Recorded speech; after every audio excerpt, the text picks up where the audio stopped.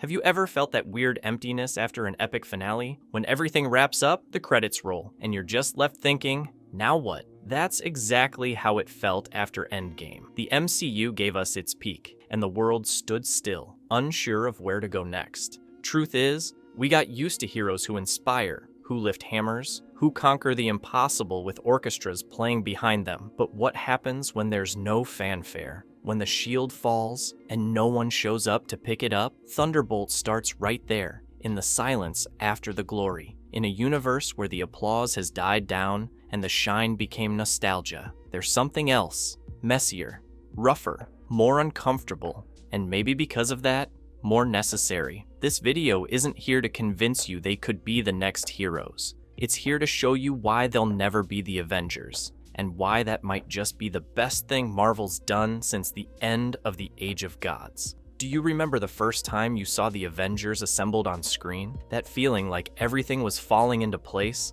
like the world just lit up in new colors? Yeah, Thunderbolts begins on the opposite end of that. The side where the colors have faded, where there's no epic soundtrack, no shields flying through the air, no goosebump-worthy one-liners. What's left is silence. That awkward silence of whoever stayed behind after the party. A world trying to move forward, even when it doesn't know how. And in that gray zone, they show up, the leftovers, the broken ones, the misfits, and that's where the magic happens. But not the kind Marvel taught us to expect. No grand salvation. No shiny redemption, just chaos, and the decision not to give up. Because unlike the Avengers, who stood for the pinnacle of hope, the Thunderbolts are what's left when everything falls apart, when there's no room left for big dreams, but you still get out of bed anyway, even with cracks, even without applause.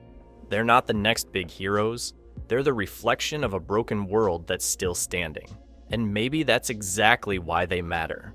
There's no heroic sunset posing here. There's Yelena with that sharp sarcasm that only someone who's cried too much learns to use as a shield. She's not here to fill Natasha's shoes. She's here because it still hurts. Because living after loss is a mission that never ends. Right beside her is Bucky, the only one who's ever been called a hero, and hated what he had to do to earn that title.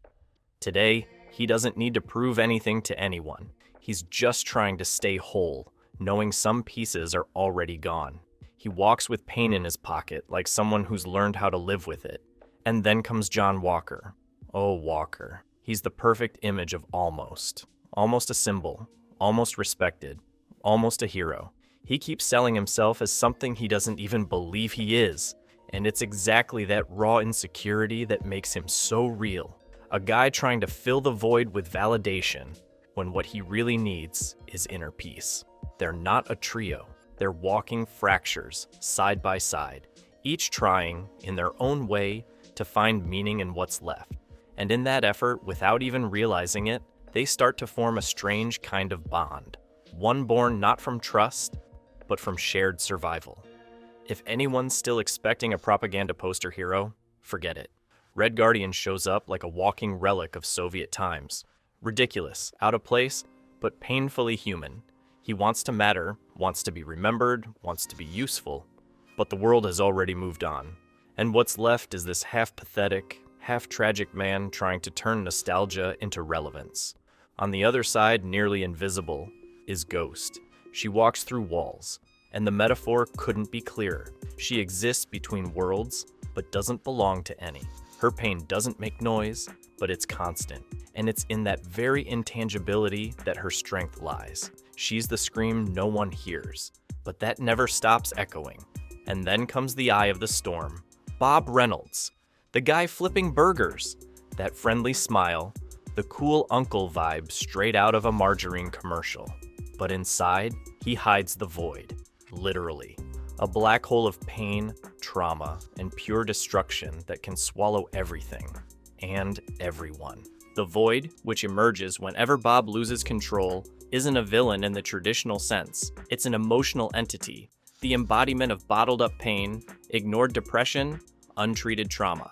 And the film embraces that metaphor fearlessly, turning the most dangerous battle in the MCU into a war against feelings that anyone can relate to. And the most powerful part? It's not the destruction, it's the silence before it. Bob knows what he carries, and every time he smiles, cracks a joke, tries to come off as lighthearted, you feel the weight he's hiding. Because to keep the void locked away, he has to forget who he is, erase memories, pretend everything's normal. But trauma doesn't disappear, it just changes shape.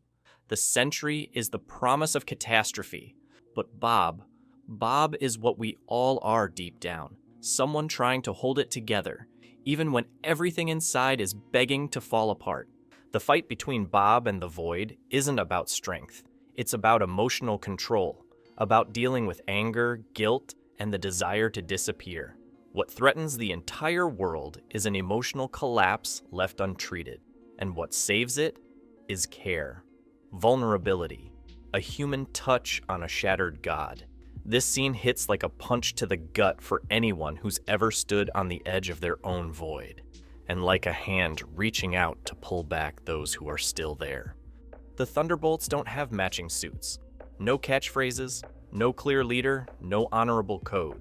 What they do have are scars, regrets, and each other, even if it doesn't fully feel like that yet. The movie doesn't force a found family narrative. It simply shows what happens when broken people carry the same weight. Mission after mission, scream after scream, mistake after mistake, something starts to form. A strange, uncomfortable, undeniable kind of bond. It's not trust. It's coexistence. It's not unity. It's necessity. But from that, something rare is born. Presence. That quiet choice to stay, even when chaos wins. And that is the heart of the Thunderbolts. They're not a new ideal. They're a response to the collapse of the old ones. If the Avengers were the fantasy of a world that wanted to believe in the good, the Thunderbolts are the mirror of a world just trying not to drown.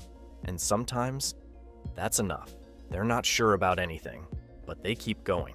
And in that chaos, there's something deeply real, because not every team is made to save the world.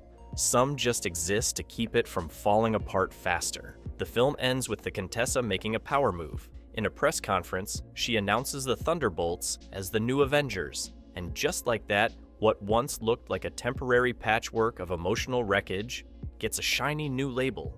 But what actually changes? Nothing and everything. The title changes, but the core stays the same. They're survivors, not replacements. No one here wants to take Steve's shield, or Natasha's mission, or Tony's legacy. They're too busy trying not to lose themselves. And that's where the beauty lies. Thunderbolts understands that moving forward isn't about copying the past, it's about doing something new with what's left. The final scene, magazine covers, real headlines, shows how the world starts looking at them differently. Not as icons, but as a second chance. And maybe the MCU is doing the same. Stepping away from the obsession with shine and betting on what still beats underneath. This isn't a movie about rebuilding an empire. It's about rebuilding from the ruins, about admitting it hurts, it breaks, it's messy, and still choosing to keep going. Because sometimes the hero the world needs is just someone who chooses to stay. If you liked the video, go ahead and leave a like, subscribe to the channel, and hit that bell, because there's so much more coming your way. We're just getting started, and trust me, a lot of good stuff is on the radar. So stick with us, because Chaos, my friend, still has a lot of story left to tell. See you in the next video.